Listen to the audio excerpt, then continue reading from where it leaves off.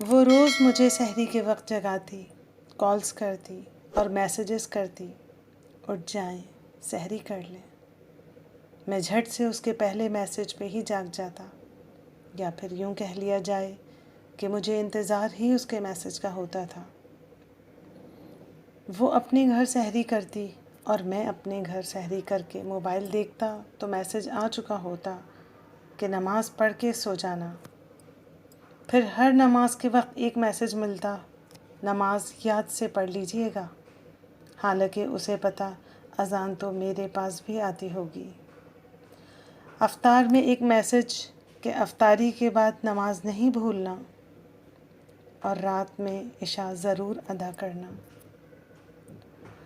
یہ باتیں مجھے بہت سکون دیتی، اتنی خوشی کہ میں ہر پل مسکراتا پھرتا۔ کہتے ہیں اگر عورت سچی محبت کر لے تو ایک ماں کی طرح پرواہ کرنے لگتی ہے۔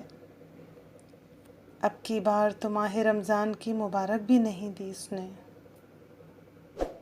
نہیں، مطلب محبت نہیں چھوڑی اس نے، پتہ نہیں کیا بات ہوئی۔ میں اسے کہتا میں مجبوریوں کی زد میں آ کے بھی اس سے محبت کرنا کبھی کم نہیں کرتا۔ پہلی سحری کے لیے الارم لگا کے سویا، اور سحری کو اس کے میسیج کے بجائے، اس کی کال کے بجائے الارم پہ جاگا۔ اس بات نے بہت تکلیف دی مجھے۔ مجھ سے یہ سب اب برداشت نہیں ہو رہا۔